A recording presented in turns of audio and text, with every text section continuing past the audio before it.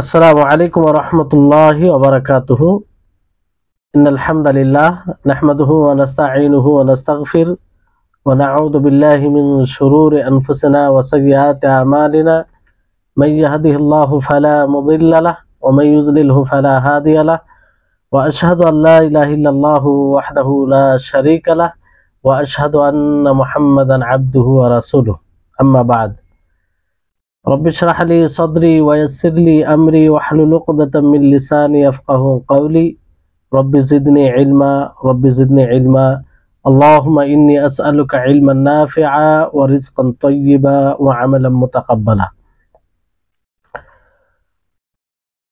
সম্মানিত আজকের ক্লাসে উপস্থিত দিন দরদি সুপ্রিয় ভাই সকল ও সম্মানিতা বোন, আজকে আলহামদুলিল্লাহ আল্লাহর বিশেষ রহমতে তারই তৌফিকে আমরা প্রায় 12তম ক্লাসে উপস্থিত হয়েছি। শেখুল ইসলাম মোহাম্মদ ইবনে আব্দুল ওয়াহাব রাহিমাহুল্লাহ তার বই আল কাওয়াইদুল আরবার ব্যাখ্যায়। এজন্য সর্বপ্রকারের হামদ প্রশংসা তারই জন্য। তারপরে আমাদের সকলে প্রিয় নবী করিম মুহাম্মদ সাল্লাল্লাহু আলাইহি সাল্লামের উপর অসংখ্য শান্তি ধারা বর্ষিত হোক। আল্লাহুম্মা সাল্লি আলাইহি আল্লাহুম্মা বারিক আলাইহি। আমাদের চলমান বিষয় যেটা ছিল সেটা হচ্ছে যে দোয়া একটি অন্যতম ইবাদত, আর এই দোয়া স্বতন্ত্র একটি ইবাদত যেটা অন্য ইবাদতের তুলনায় বেশি গুরুত্ব, কারণ এই দোয়াতে অনেক ইবাদত একত্রিত হয়ে যায়। এজন্য এই ইবাদত একমাত্র আল্লাহ তাআলার জন্য হবে। কারো এই ইবাদত করতে গিয়ে কাউকে মাধ্যম বানানো যাবে না, কাউকে সুপারিশ বানানো যাবে না, স্বতন্ত্রভাবে আল্লাহ তাআলার জন্যই হবে। আর দোয়া এটা কয়েক রকম ভাবে আছে, যেমন ইবনুল কাইয়িম রাহিমাহুল্লাহ তিনি বলেন যে সালাত আরবি ভাষায় এর অর্থ হয় দোয়া। দোয়া দুই প্রকার হয়, একটি হচ্ছে দোয়া ইবাদাহ আর একটি হচ্ছে দোয়া মাসআলা। তো যে ব্যক্তি আবিদ ইবাদত করে সেও দায়ী, সেও দোয়াকারী, সেও দোয়া করে। যেমন আল্লাহর কাছে কেউ চায় সেটা যেমন দোয়া, অনুরূপ ভাবে একজন ইবাদত যে ইবাদত করে, যে কোনো ইবাদত, সেও একরকম ভাবে আল্লাহর কাছে চায়, আল্লাহর কাছে দোয়া করে। যেমন আল্লাহ তাবারক ওয়া তাআলার এই বাণীর ব্যাখ্যা অনেক মুফাসসিরিনগণ এইভাবে করেছেন, ওয়াকালা রাব্বুকুম উদউনি আস্তাজিব লাকুম, যে তোমার রব বলেছে উদউনি, তোমরা আমাকে ডাকো, আমাকে আমার কাছে দোয়া করো, আস্তাজিব লাকুম, আমি তোমাদের ডাকে সাড়া দেব। তো এই আয়াতের ব্যাখ্যা করেছেন আতিউনি আসিবুকুম, কিংবা উসিবুকুম, তো তোমরা আমার অনুসরণ করো, অনুগত্য করো, আমি তোমাদেরকে নেকি সওয়াব দিব, প্রতিদান দিব। অথবা এটা বলা হয় যে সালুনি উতিকুম, যে তোমরা আমার কাছে চাও আমি তোমাদেরকে দেব। তো এই দুটোই ব্যাখ্যা করা হয়েছে, যে তোমরা আমার অনুসরণ করো, আমার ইবাদত করো, তোমাদেরকে তার প্রতিদান আমি দেব, অথবা তোমরা আমার কাছে চাও আমি তোমাদেরকে দেব। এই দুটোই ব্যাখ্যা সঠিক। তারপরে আরেকটি আয়াত আছে, সেই আয়াতের এইভাবে ব্যাখ্যা করা হয়েছে। আল্লাহ তাআলা বলেন ওয়া ইযা সাআলাকা ইবাদি আন্নী ফাইন্নী করিব উজিবু দাওয়াতাদ দাঈ ইযা দান, মানে এই আয়াত দ্বারা ওই আয়াতের যেভাবে ব্যাখ্যা বলা হলো ব্যাখ্যা করা হয়েছে। আল্লাহ তাআলা এই আয়াতে বলেন যে আমার বান্দা আপনাকে জিজ্ঞাসা করলে আমার সম্পর্কে, ফাইন্নী করিব, তা আমি নিকটে আছি। যখনই কোনো আহ্বায়ক আমাকে ডাকে, আমার কাছে দোয়া করে, আমি তার দোয়াকে কবুল করি। তো এখানে দোয়া ব্যাপক। দোয়া বলতে আল্লাহর জন্য হবে সব, দোয়া ইবাদা হোক অথবা দোয়া মাসআলা হোক, চাওয়া দোয়া হোক, সর্বপ্রকারের দোয়া একমাত্র আল্লাহর জন্য হতে হবে। এখানে কোনো প্রকারের শিরক, কাউকে শরীক করা যাবে না। যেমন আল্লাহ তাবারক ওয়া তাআলা বলেন দোয়াউল ইবাদা সম্পর্কে, উলিদুল লাযীনা যাআমতুম মিন দুনিল্লাহি লা ইয়ামলিকুনা মিসকালা যাররাতিন ফিস সামাওয়াতি ওয়ালা ফিল আরদ, সূরা সাবার 22 নম্বর আয়াত, যে তোমরা তাদেরকে ডাকো আল্লাহ তাআলাকে ছেড়ে, যাদেরকে তোমরা ধারণা করো তাদেরকে ডাকো, আর তারা অথচ জমিন ও আসমানে অনুপরিমাণ কোন জিনিসের মালিক নয়। অনুরূপভাবে তারা কোনো জিনিসকে সৃষ্টি করেনি, বরং তারাই সৃষ্টি আল্লাহ তাআলা। আল্লাযীনা ইয়াদউনা মিন দুনিল্লাহি লা ইয়াখলুকুনা শাইয়্যা ওয়া হুম ইখলাকুন, সূরা নাহল 20 নম্বর আয়াত। যে যাদেরকে তোমরা ডাকো আল্লাহ তাআলাকে ছেড়ে, তারা কাউকে সৃষ্টি করেনি, বরং তারাই সৃষ্টি আল্লাহ তাআলা। তারপরে আরো সূরা ফুরকানের 77 নম্বর আয়াতে বলেছেন, কুল মা ইয়াবাউ বিকুম রাব্বি লাউলা দুআউকুম, যে তোমাদের আমার রব তোমাদের কোনো পরোয়া করে না যদি তোমরা আল্লাহর কাছে দোয়া না করো। তাহলে এখানে বিষয়টি হচ্ছে যে যদি তোমরা, এখানে বিষয় এর অর্থ এটা হবে যে যদি তোমরা দোয়া না করো তার কাছে, আল্লাহর কাছে, অর্থাৎ দোয়া না করো তো আল্লাহ তাআলা তোমাদের কোনো পরোয়া করবে না, তোমাদের কোনো দেখাশোনা, মানে তোমাদের আল্লাহ তাআলা তোমাদেরকে তোমাদের অবস্থায় ছেড়ে দেবে। তো যদি দোয়া না করা হয়, তাহলে এই বিষয়ে যখন আল্লাহ তাআলা বলেন যে তাদের কোনো পরোয়া করবে না, কিংবা অর্থাৎ তাদেরকে তাদের অবস্থায় ছেড়ে দিবে, তো কোন জিনিস এমন আছে যে জিনিস দ্বারা তাদের আল্লাহ তাআলা দেখবে দোয়া ছাড়া? তো এখান থেকে বোঝা যাচ্ছে যে এই দোয়া শুধুমাত্র আল্লাহ তাআলার জন্য হবে, অন্য কারোর জন্য নয়। তো আল্লাহ তাবারক ওয়া তাআলা যে আয়াতে বলেন যে ওয়াইদা সাআলাকা ইবাদি আন্নি ফাইন্নী করিব উজিবু দাওয়াতাদ দাঈ ইযা দাআন ফালইস্তাজিবু লি। আল্লাহ তাআলা সর্বপ্রথম বলেন যে নিজের ব্যাপারে বলেন যে আমি তাদের নিকটে, যে কোনো ব্যক্তি যখন আমাকে ডাকে আমি তার নিকটে, যখনই সে দোয়া করে আমি তার দোয়াকে শুনি আর তার দোয়াকে গ্রহণও করি।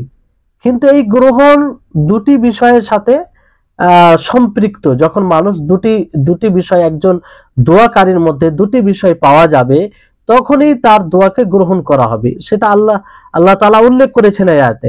একটা কি, ফালইস্তাজিবু লি, যে তারা যেন আমার ডাকে সাড়া দেয়, মানে তার শরীয়তকে পালন করে, তার বিধানকে মেনে চলে। আর দ্বিতীয় যেটি বিষয়, ওয়ালিউমিনু বি, আমার উপরে ঈমান নিয়ে আসে, অর্থাৎ ঈমান। এই দুটি বিষয় থাকলে আল্লাহ তাবারক ওয়া তাআলা দোয়া কবুল করবেন। পরিপূর্ণ আল্লাহ তাআলার ইতাআত করলে, অনুসরণ করলে, আল্লাহর রুবুবিয়তের উপরে, আল্লাহর আসমা ও সিফাতের উপরে, তার উলুহিয়তের উপরে ঈমান যদি নিয়ে আসে আর দুটি বিষয় পাওয়া যায়, তাহলে আল্লাহ তাআলা তার দোয়াকে কবুল করবেন।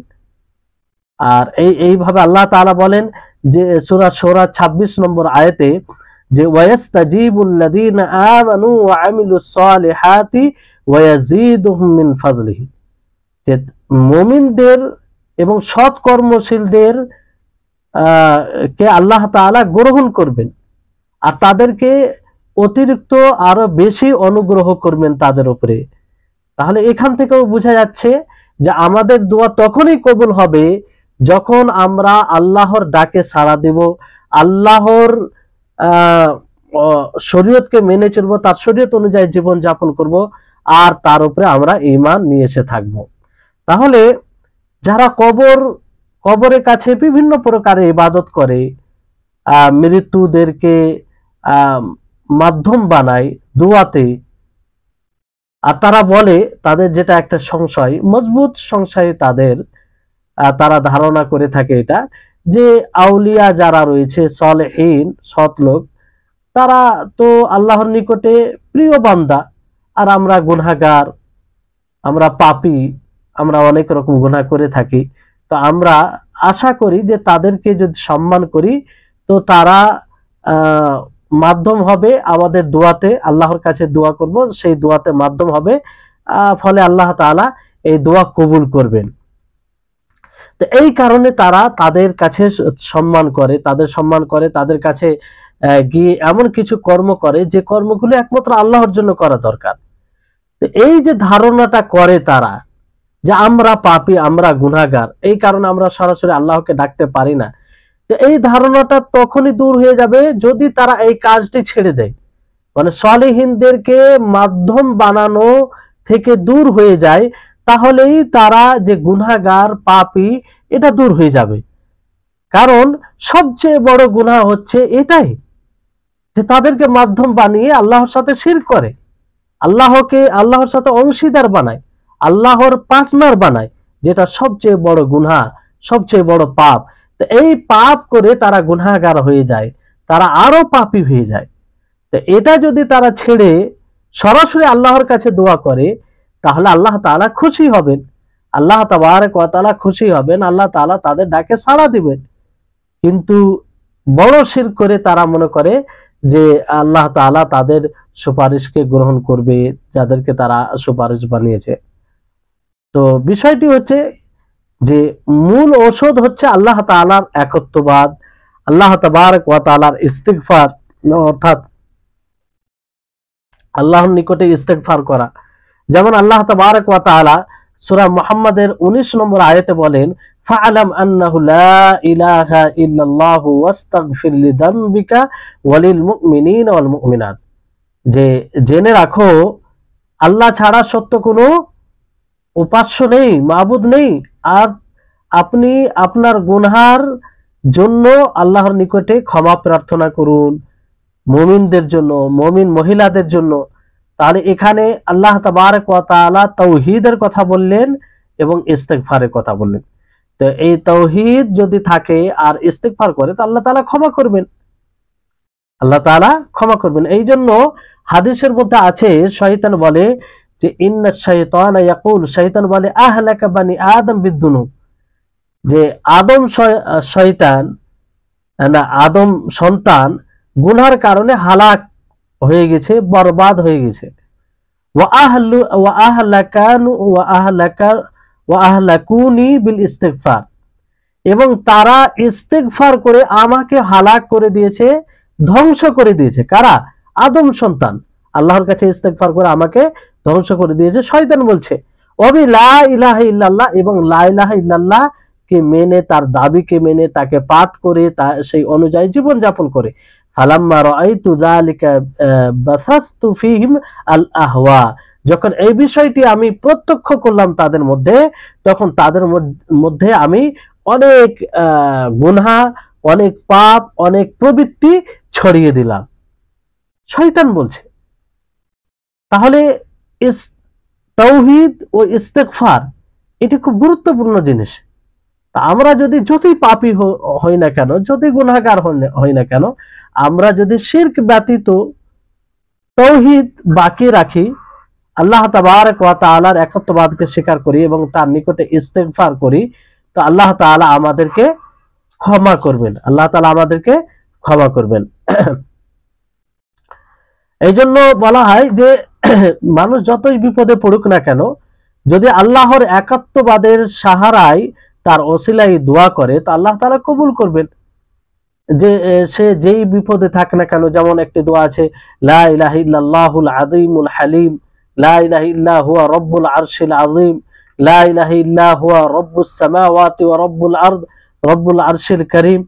এগুলো এমন এক দোয়া যে মানুষ এই কালেমা দ্বারা দোয়া করলে আল্লাহ তাআলা কবুল করবে, কারণ এতে কালিমাতুত তাওহীদ রয়েছে, এক আল্লাহর একত্ববাদের কথা বলা হয়েছে। অনুরূপভাবে আমরা ইউনূস আলাইহিস সালামের দোয়া, যে তিনি যখন বিপদে পড়েছিলেন, তিনি যখন মাছের পেটে ছিলেন, সমুদ্রের অন্ধকারে ছিলেন, সেই সময় তিনি এই তাওহীদের কালেমা দ্বারা আল্লাহর কাছে দোয়া করেছিলেন, বিপদ থেকে উদ্ধার চেয়েছিলেন, তো আল্লাহ তাআলা সেই দোয়া কবুল করেছিলেন।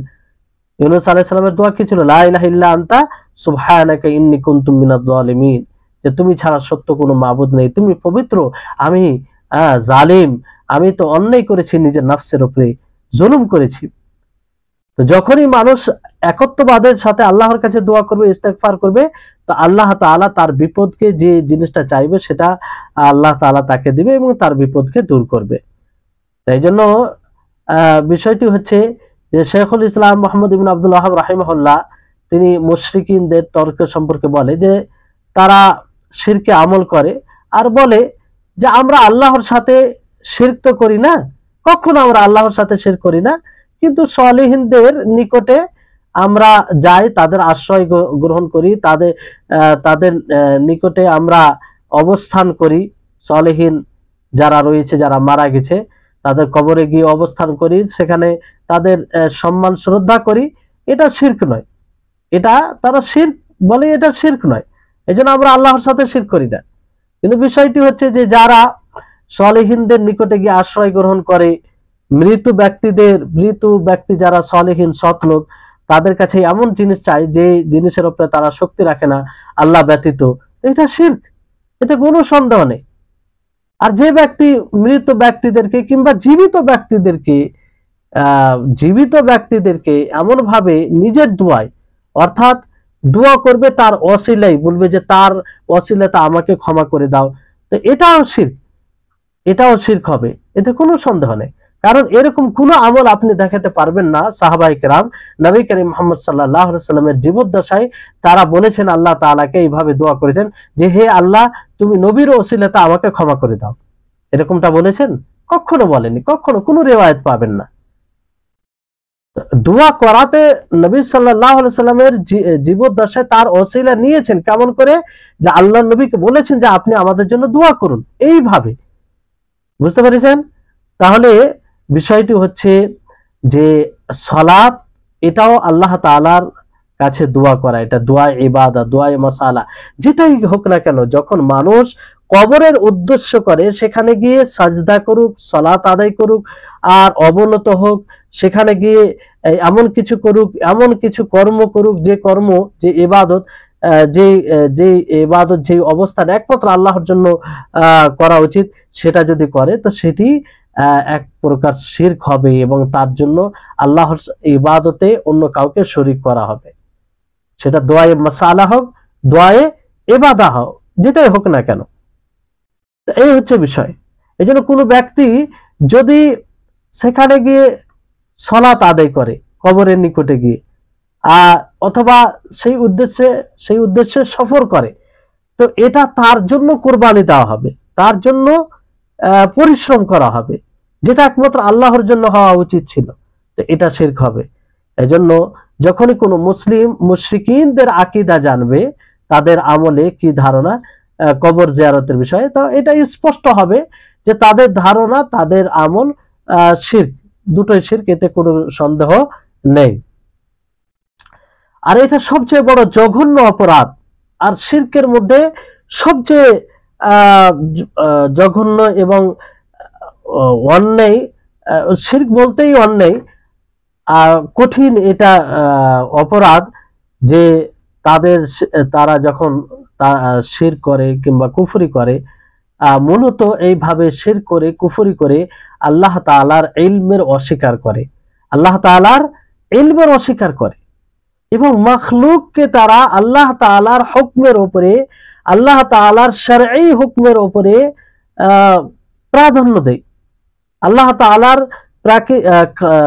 কওনি হুকমের উপরে প্রাধান্য দেয়। আল্লাহ তাবারক ওয়া তাআলা যেটা চান সেটাই করেন, তার ইচ্ছা ব্যতীত কিছু ঘটে না। অথচ তারা কোনো মাখলুকের নিকটে গিয়ে দোয়া করে, তার কাছে গিয়ে বিপদ থেকে পরিত্রাণ হওয়ার দোয়া করে, ফরিয়াদ করে। তো এগুলো কি? এগুলো এক প্রকার আল্লাহ তাবারক ওয়া তাআলার জ্ঞানকে অস্বীকার করা। সে জানে না যে আল্লাহ তাআলা তার সমস্ত বিষয় জানছে। যদি এটার উপরে সে বিশ্বাস রাখতো, তাহলে মাখলুককে কেন বলতো, অন্য কাউকে কেন মাধ্যম বলতো? সরাসরি আল্লাহকে বলতো। আল্লাহ তাআলা তো তার ব্যাপারে জানছে, আল্লাহ তাআলা তো তার সমস্ত বিষয় সম্পর্কে অবগত। কোনো জিনিস আল্লাহর জ্ঞান থেকে ছুপিত নয়। আর কোনো একটা অনুপরিমাণ জিনিসের ব্যাপারে যদি ধারণা রাখা হয় যে আল্লাহর জ্ঞান থেকে এটা ছুপিত, তাহলে তার ইসলামই থাকবে না, তার ঈমানই থাকবে না। আল্লাহর মধ্যে ত্রুটি নিয়ে আসা হলো। আল্লাহ ত্রুটি মুক্ত, কোনো প্রকারের ত্রুটি নেই আল্লাহ তাআলার সত্তায়। তাহলে বিষয়টি হচ্ছে যে সৎ মানুষদের আশ্রয় গ্রহণ করা, সেখানে যাওয়া, তাদের কবরে গিয়ে অবস্থান করা, এটাতে অনেক বিদআত এবং জালালাত এবং শিরকি কাজকে একত্রিত করে দেয়। একটাই শিরক থাকে না, অনেকগুলো শিরক থাকে। যেমন সেই কবরের উদ্দেশ্যে সফর করা, এটাও হারাম, এটাও এক শিরক। সেই আম্বিয়া, সালেহিন, আউলিয়াদের কবরকে মসজিদ বানিয়ে দেওয়া, মানে সেখানে গিয়ে ইবাদত করা, ইবাদত যে কোনো প্রকার, মানত করা, নজর মানা, কিংবা চাদর চড়ানো, তাজিমের উদ্দেশ্যে অবস্থান করা, তাওয়াফ করা, এগুলো সব এর মধ্যে আসবে, মসজিদ বানানোর মধ্যে আসবে। তারপরে ঈদ বানিয়ে দেওয়া, ঈদ মানে কি বারবার সেখানে যাওয়া। নবী করিম মুহাম্মদ সাল্লাল্লাহু আলাইহি সাল্লাম কঠোরভাবে সতর্ক করেছেন যাতে আমার কবরকে ঈদ না বানানো হয়, বারবার মানুষ না যায়, ভিড় না জমায়। অনুরূপভাবে সেখানে কবরের নিকটে গিয়ে নত হয়, নিজেকে ছোট করে, তারপরে সেখানে আনন্দিত হয়, সেখানে গিয়ে রাজামন্দি, সেই এইগুলো কাজের প্রতি রাজামন্দি সন্তুষ্ট হয়, এবং কমসে কম সেখানে গিয়ে কি করে, চুপ্পি অবলম্বন করে, চুপ থাকে তার তাজিমের উদ্দেশ্যে, এবং সেই কবরগুলোকে পাকাপোক্তা করে, সেই কবরে সেখানে গিয়ে জবাই করে, কবরে যে ব্যক্তি আছে তার জন্য, তার নামে, অথবা সেই কবরে তওয়াফ করে, কিংবা সেই কবরের নিকটে আশেপাশে সালাত আদায় করে। এতগুলো শিরক, সেই কবরের জিয়ারত, তারা যেটা নাম দেয় যে জিয়ারত করি, কিন্তু এতগুলো শিরক একত্রিত হয়, বলেন তার ঈমান কোথায় থাকছে? তাহলে এই হচ্ছে বিষয়। সেখানে গিয়ে দোয়া করা সবগুলো শিরক। এজন্য শেখুল ইসলাম ইবনে তাইমিয়া রাহিমাহুল্লাহ তিনি বলেন যে নবী করিম মুহাম্মদ সাল্লাল্লাহু আলাইহি সাল্লাম যে কারণে এই কবরের নিকটে সালাত পড়া থেকে, নামাজ পড়া থেকে নিষেধ করেছেন, সেই কারণটা হলো যাতে মানুষ শিরক পর্যন্ত না পৌঁছায়, শিরক পর্যন্ত না পৌঁছায়। কারণ যদি সেই কবরকে পাকাপোক্তা কবর বানানো হয়, কিংবা সেই কবরকে ঈদ বানানো হয়, কিংবা সেই কবরে অবস্থান নেওয়া যায়, তাহলে স্বাভাবিক আস্তে আস্তে সেখানে অবস্থান নিবে, সেখানে তওয়াফ করবে, বিভিন্ন প্রকারের শিরক কাজ করবে, তার প্রতি এক প্রকার আশা, এক প্রকার ভয় হৃদয়ে আসবে, যেগুলো সবগুলো শিরকের মধ্যে পড়ে। এজন্য দেখবেন যারা এইগুলো করে, তারা কিছু কবরের জন্য বছরে কোনো একটা দিনকে খাস করে, সেই দিন সেই কবরের নিকটে সফর করে, মুহররম মাসে, কেউ রজব মাসে, কেউ শাবান মাসে, কেউ আবার জিলহিজ্জা মাসে, কেউ আবার ফের অন্য মাসে। অনুরূপ ভাবে কেউ বিশেষ দিনে সেখানে যায়, যেমন আশুরা, ইয়মে আরাফা, কিংবা 15 শাবানে, কিংবা অন্য কোনো সময় কোনো একটা দিনকে তারা বিশেষ করে যায় সেখানে, সেই দিনে উদ্দেশ্য করে সেখানে যায়। যেমন আরাফা, মুজদালেফা, মিনা, এতে একটা দিন নির্ধারিত রয়েছে, সেই দিনে মানুষ নির্ধারিত ভাবে যায়, সেই দিনে যায় এবং শরীয়ত অনুযায়ী সেখানে গিয়ে ইবাদত করে। তো অনুরূপ ভাবে কিছু মানুষ আছে, কিছু কবরের নিকটে যায় একটা সময় নির্ধারিত করে। এগুলো কি সব শিরকের মধ্যে পড়বে, সব শিরকের মধ্যে পড়বে। আর ঈদ, এইভাবে ঈদ বানানো হয়, যেটা থেকে আল্লাহ নবী নিষেধ করেছেন।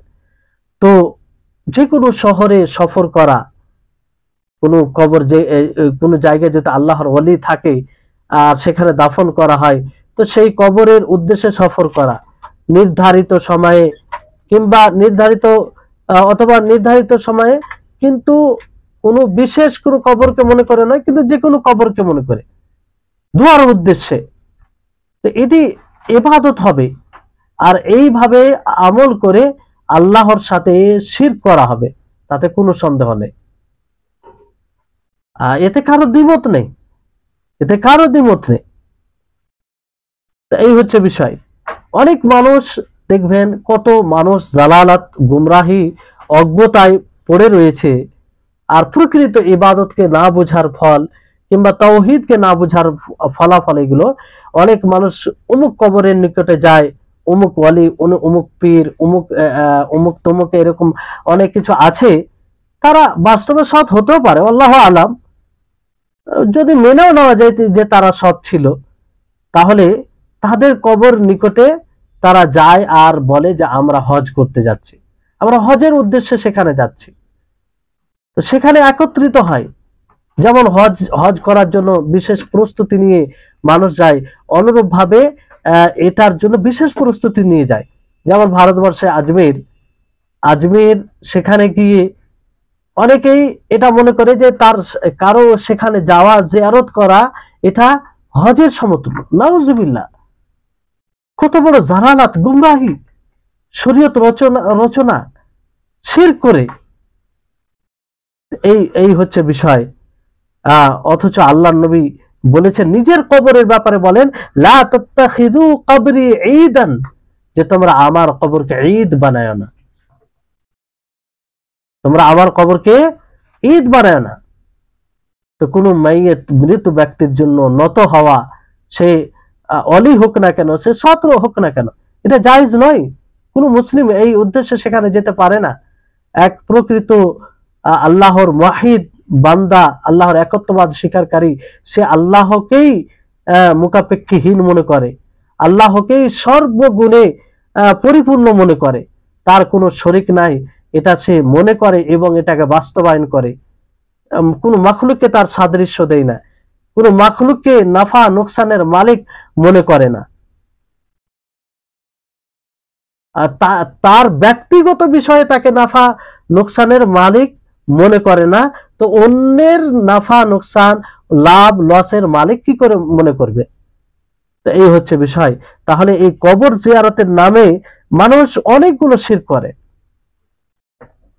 এই জন্য আব্দুর রহমান বিন হাসান আলু শেখ রাহিমাহুল্লাহ তিনি বলেন যে দোয়া এমন একটি ইবাদত, যেই দোয়াতে অনেকগুলো ইবাদত একত্রিত হয়, যে যেটা অন্য ইবাদতে একত্রিত হয় না।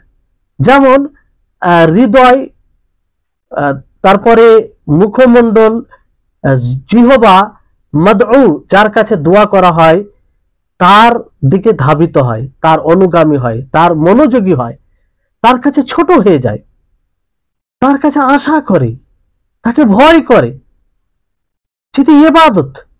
এটা দুয়ার মধ্যে পাওয়া যায়। এই জন্য দুয়ার মৌলিক বিষয় কি? ইবাদতের মূল বিষয় হচ্ছে যে আল্লাহর ছোট হওয়া।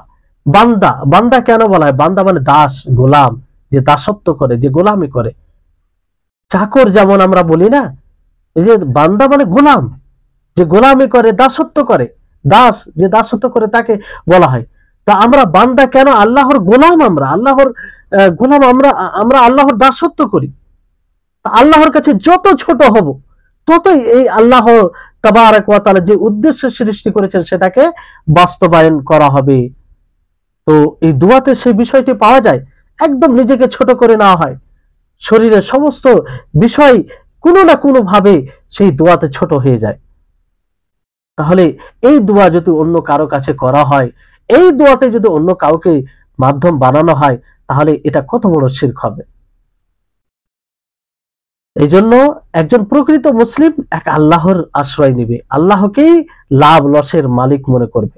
এই জন্য আল্লাহ তাআলা স্পষ্ট করেন যে আল্লাহ তাআলাই তিনি ক্ষতির মালিক, তিনি লাভের মালিক, তিনি সবকিছুর মালিক। অতএব তিনার ইচ্ছাতে সবকিছু ঘটে। তো এই বিষয়টি আমাদেরকে মনে রাখতে হবে। তারপর বিষয়টি হচ্ছে, একটি আয়াত আছে, আল্লাহ তাআলা বলেন সূরা আরাফের 29 নম্বর আয়াতে, কুল আমারা রাব্বি বিল কিসতি ওয়া আকিমু উজুহাকুম ইনদা কুল্লি মসজিদ, যে হে নবী আপনি বলুন যে আমার রব হুকুম দিয়েছেন কিসত, ন্যায়ের, ওয়া আকিমু উজুহাকুম, আর তোমরা নিজেদের চেহারাকে, মুখমণ্ডলকে আকিমু ইনদা কুল্লি মসজিদ, মসজিদের দিকে করো। তো মসজিদ মুখী করতে বলেছে।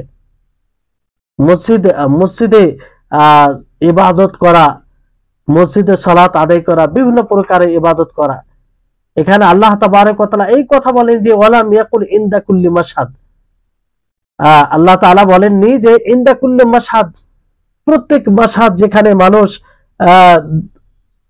জিয়ারত করতে যায়, যেখানে মানুষ ভিড় জমায়, মাজারে গিয়ে তোমরা এগুলো করো, এগুলো আল্লাহ তাআলা বলেন।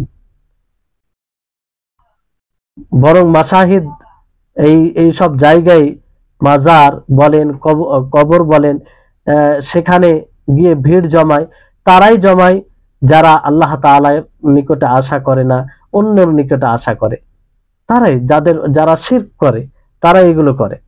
কিন্তু যারা আম্বিয়াদের প্রকৃত দ্বীনকে বুঝে ফেলেছে, আল্লাহর একত্ববাদকে বুঝেছে, তারা এগুলো করে না। তারা কখনো কোনো কবরকে ঈদ বানায় না, কখনো কবরের নিকটে গিয়ে ইবাদত করে না, কখনো কবরকে মসজিদ বানায় না। বরং মসজিদে তারা সালাত আদায় করে, জিকির করে, দোয়া করে মসজিদে, কিন্তু কবরে এগুলো করে না। তাহলে এই বিষয়টি আমাদেরকে ভালোভাবে বুঝতে হবে। তারপরে আয়েশা রাদিয়াল্লাহু তাআলা আনহা, আব্দুল্লাহ ইবনে আব্বাস রাদিয়াল্লাহু তাআলা আনহুমা থেকে বর্ণিত আছে, দুজনে বলেন যে নাম্মা নাযালা বি রাসূলিল্লাহ সাল্লাল্লাহু আলাইহি ওয়াসাল্লাম তাফিকা ইয়াতরাহু খামিসাতাল্লাহু আলা ওয়াজহিহি فإذا اغتم بها كشفها فقال وهو كذلك لعنة الله على اليهود والنصارى اتخذوا قبور أنبيائهم مساجد। যে বলেন নবী করিম মুহাম্মদ সাল্লাল্লাহু আলাইহি ওয়াসাল্লাম যখন মৃত্যুর সন্নিকটে হন তখন চাদরকে চেহারা থেকে নামায় ঢাকেন, এরকম করতে থাকেন। ওই সময়, যে সময় আল্লাহ নবী দুনিয়া ছেড়ে চলে যাবেন, সেই সময় বলছেন যে আল্লাহ তাআলা ইহুদ ও নাসারাদের উপরে লানাত বর্ষণ করুন যে যারা আম্বিয়াদের কবরকে মসজিদ বানিয়েছে, আম্বিয়াদের কবরকে মসজিদ বানিয়েছে। তো নবী করিম মুহাম্মদ সাল্লাল্লাহু আলাইহি ওয়াসাল্লাম নিষেধ করেছেন, নবী করিম মুহাম্মদ সাল্লাল্লাহু আলাইহি ওয়াসাল্লাম কঠোরভাবে নিষেধ করেছেন।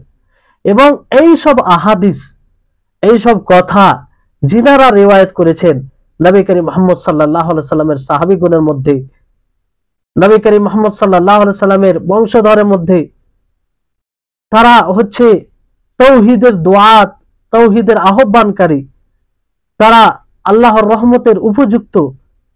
আর একদিকে যারা শিরক করে, যারা কবরে গিয়ে বিভিন্ন প্রকারে ইবাদত করে, তারা ইবাদতে অতিরঞ্জন করে, বাড়াবাড়ি করে, শিরক করে, আল্লাহর লানতের উপযুক্ত।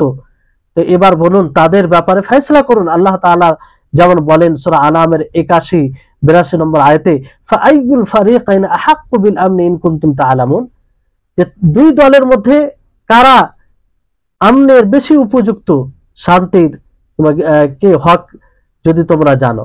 আল্লাযীনা আমানু ওয়া লাম ইয়ালবিসু ঈমানাহুম বিযুলমিন উলাইকা লাহুমুল আমনু ওয়া হুম মুহতাদুন, যে যারা ঈমান এনেছে এবং ঈমানের সাথে জুলমকে মিশ্রিত করেনি, তাদের জন্য নিরাপত্তা রয়েছে এবং তারা হিদায়াত প্রাপ্ত। তাহলে এটা স্বাভাবিক যে যারা বিশুদ্ধ ঈমান এনেছে তারাই হকের আমনের, নিরাপত্তার বেশি উপযুক্ত, এতে কোনো সন্দেহ নেই।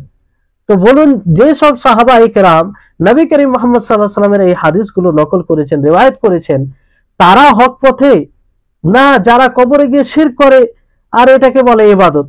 তো এখান থেকে আমরা বিষয়টি বুঝতে পারি। এক কথাই সে কবরে গিয়ে এসব কর্মকাণ্ড করা এটি জেহালত ছাড়া কিছু নয়। আর আল্লাহ তাবারক ওয়া তাআলার অসংখ্য আয়াতকে অস্বীকার করা কিংবা সেই আয়াতগুলোকে না বুঝা একটি লক্ষণ, কিংবা না সে আয়াতগুলোকে তারা বুঝেনি।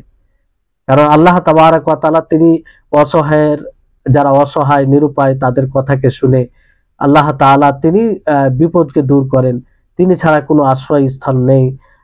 আল্লাহ তাআলা ব্যতীত যারাই কোনো জায়গায় আশ্রয় গ্রহণ করবে আল্লাহ তাআলার নিদ বানাবে, আল্লাহ তাআলার সাথে অন্য কাউকে ইলাহ হিসাবে তারা ইলাহ বানাবে। অথচ আল্লাহ তাবারক ওয়া তাআলা এগুলো থেকে কঠোরভাবে নিষেধ করেছেন। এইজন্য আল্লাহ নবী মুহাম্মদ সাল্লাল্লাহু আলাইহি ওয়াসাল্লাম বলেন, আল্লাহুম্মা লা তাজআল কবরি ওয়াসানান ইউবাদ, হে আল্লাহ তুমি আমার কবরকে মূর্তি, এমন মূর্তি বানায়ো না যে মূর্তির ইবাদত করা হয়। আল্লাহ নবী নিজের কবরের জন্য যদি এই দোয়া করে, তাহলে বলুন অন্য কারো কবরকে কিভাবে মূর্তি বানানো যাবে? হয়তো যারা এগুলো করে তারা বলবে যে আমরা মূর্তি বানাইনি, আমরা তো তাদের সম্মানে খিদমতে এগুলো করি। এগুলো সব তাদের বাক্য, তাদের নাম দেওয়া, কিন্তু বাস্তব তো এটাই, যেগুলো কর্মকাণ্ড হয় সেগুলো ইবাদত। তো যেমন ভাবে মূর্তির সামনে অমুসলিমরা মাথা নত করে, সাজদা করে, পূজা পাঠ করে, অনুরূপ ভাবে আজকে বর্তমান সময়ে নামধারী মুসলিমরা কি করে? কবরে গিয়ে সবকিছু করে। এটার আশঙ্কাই তো আল্লাহ নবী মুহাম্মদ সাল্লাল্লাহু আলাইহি ওয়াসাল্লাম আল্লাহর কাছে দোয়া করেছিলেন যে আমার কবরকে এমন মূর্তি বানায় না যে সেখানে ইবাদত করা হবে। যদি এটা ভালো হতো তাহলে আল্লাহ নবী এই দোয়া কেন করতেন? তাহলে এই বিষয়টি বুঝতে হবে আমাদের সকলকে। তারপরে বিষয়টি হচ্ছে যে এই সব বিষয়, যেমন ধরুন যে কবরের কোনো কবর কবরকে এবং কবরের আশপাশ জায়গাকে একটা মানুষের ভিড় জমানোর জায়গা বানিয়ে নেওয়া কিংবা সেটাকে ইবাদতের স্থান বানিয়ে নেওয়া, এগুলো হচ্ছে বাতিল। আর মূলত আল্লাহ তাবারক ওয়া তাআলার ঘরের বিরুদ্ধে তারা একটি স্থান তৈরি করেছে। কারণ তারা সেখানে গিয়ে সেই জায়গায় এমনই তাজিম করে, সেই কবরের বলেন, সেই কবরে যে আছে তার যে তাজিম তারা আল্লাহ তাআলার জন্য করে না। সেখানে গিয়ে তারা অবস্থান এমন ভাবে করে যে অবস্থান অন্য জায়গায় তারা করে না। সেখানে গিয়ে অবস্থান করে যে জায়গায় যায়, যে সেখানে যে আছে তার কাছে তার ব্যাপারে ধারণা রাখে যে সে নাফা নোকসানের মালিক, সে লাভ লসের মালিক। এই হচ্ছে বিষয়। এগুলো অতিরঞ্জন এর হচ্ছে মৌলিক কারণ, যে অতিরঞ্জন বাড়াবাড়ি কবরে তারা বাড়াবাড়ি করেছে, যেটা শিরক হওয়ার কিংবা শিরক মানুষের শিরকে চলে যাওয়ার অন্যতম কারণ বাড়াবাড়ি করা। এজন্য নবী করিম মুহাম্মদ সাল্লাল্লাহু আলাইহি সাল্লাম কবরস্থানে নামাজ পড়া থেকে নিষেধ করেছেন। আর নবী করিম মুহাম্মদ সাল্লাল্লাহু আলাইহি সাল্লাম তার কবরকে আয়েশা রাদিয়াল্লাহু তাআলা আনহার রুম থেকে, গোরফা থেকে বের করার অনুমতি দেওয়া হয়নি। এই কারণে যে তার কবরকে মূর্তি বানিয়ে নেবে। আজকে দেখুন সুরক্ষিত আছে, বাইরে যদি থাকতো তাহলে মানুষ কি করত? সামান্য এক অলি, যে হয়তো অলি সালেহ, তার কবরকে কত ধারণায় মানুষ সেখানে বিভিন্ন প্রকারের ইবাদত করতে আরম্ভ করে। তো নবী কবরকে যদি উন্মুক্ত ছেড়ে দেওয়া হতো তাহলে কি অবস্থা হতো? এই জন্য নবী করিম মুহাম্মদ সাল্লাল্লাহু আলাইহি সাল্লাম এইসব আশঙ্কা করেছিলেন। কারণ পূর্বে এটা নতুন নয়, পূর্বে ঘটেছিল, ইহুদি ও নাসারারা তাই করেছিল। এই জন্য তাদের উপরে লানতের বদদুয়া করেছেন আল্লাহ নবী। তো নবী করিম মুহাম্মদ সাল্লাল্লাহু আলাইহি সাল্লাম এটা আশঙ্কা করেছিলেন। তারপরে দেখবেন যে অনেক সময় কিছু লোক আছে যারা এগুলো করে, আর এগুলোকে শরীয়তের অংশ ভাবে, শরীয়তের ইবাদত বলে। সবচেয়ে বড় অন্যায় হচ্ছে যে যেটা শরীয়তের অংশ নয়, যেই বিষয়গুলোকে শরীয়ত উৎখাত করার জন্য, শরীয়ত একদম শেষ করার জন্য আল্লাহ তাআলা শরীয়তকে নাজিল করেছেন, আম্বিয়া রাসূলকে পাঠিয়েছেন, সেগুলোই তারা দ্বীনের অংশ ভেবে নিজে করে এবং অন্যদেরকে সেই দিকে আহ্বান করে। এটা বড় একটা অন্যায়, এটা একটা বড় অন্যায়। আবু হুরায়রা রাদিয়াল্লাহু তাআলা আনহু থেকে বর্ণিত, তিনি বলেন যে রাসূল সাল্লাল্লাহু আলাইহি সাল্লাম বলেছেন, লা তাজআলু বুয়ুতাকুম কুবুরা ওয়া লা তাজআলু কবরি ঈদান ওয়া সাল্লু আলাইয়া ফা ইন্না সালাতাকুম তাবলুগুনি হাইসু কুনতুম। যে তোমরা তোমাদের বাড়িকে কবর বানায়ো না, আর আমার কবরকে ঈদ বানায়ো না, আর আমার উপরে তোমরা দরুদ পাঠ করো, কারণ তোমাদের দরুদ তোমরা যেখানেই থাকো না কেন আমার নিকটে পৌঁছে দেওয়া হয়, পৌঁছে যায়। তাহলে আল্লাহর নবী বাড়িকে কবর বানাতে নিষেধ করেছেন। বাড়িকে কবর কিভাবে বানানো হয়? যে একদম সালাত না আদায় করা। কারণ সালাত আদায় কোথায় করা যায় না? কবরে সালাত আদায় করা যায় না। তো দেখুন আল্লাহর নবী এই হাদিস থেকে কি মানে পয়গাম দিচ্ছেন, যে তোমরা বাড়িকে কবর বানায় না, অর্থাৎ বাড়িতে সালাত আদায় করো, বাড়িতে আল্লাহর ইবাদত করো, সবসময় কোরআন তেলাওয়াত করো কিংবা আরো কিছু ইবাদত করো, যাতে বাড়ি কবর না হয়ে যায়। তার মানে কবরে কোনো প্রকারের ইবাদত কবরকে লক্ষ্য করে করা যাবে না, বিশেষভাবে সেখানে ইবাদত করা যাবে না। আর আল্লাহ নবী অনুরূপভাবে বললেন যে তোমরা আমার কবরকে ঈদ বানাও না, মানে বারবার আমার কবরের নিকটে আসো না। তো যে কারণে মানুষ তার কবরে যাবে আল্লাহ নবীকে সালাম দেওয়ার জন্য, দরুদ পাঠ করার জন্য, সেটাও আল্লাহ নবী বললেন স্পষ্ট করে যে তোমরা যেখানে আছো সেখানেই তোমরা সেখান থেকে দরুদ পাঠ করো, এই দরুদ পৌঁছে যাবে আমার নিকটে। তাহলে এর চাইতে সুস্পষ্ট কথা আর কি হতে পারে বলুন? এই জন্য বাড়ি থেকে বিশেষ করে সফর করে যাওয়া মদিনাতে এই উদ্দেশ্যে যে আল্লাহ নবীর উপরে দরুদ পাঠ করবো, তার কবর জিয়ারত করব, এটা হারাম, এটা হারাম, জায়েজ নয়। হ্যাঁ, আপনি মসজিদে নববীর জিয়ারতের উদ্দেশ্যে যেতে পারেন, তার জন্য সফর করা জায়েজ আছে, এতে কোনো সন্দেহ নেই। কিন্তু নবী করিম মুহাম্মদ সাল্লাল্লাহু আলাইহি সাল্লামের জিয়ারতের উদ্দেশ্যে সফর করা এটা হারাম, এটা হারাম, এটা হারাম। তা ভালো করে মনে রাখতে হবে। তাহলে এই হচ্ছে বিষয়। তারপর আসুন যে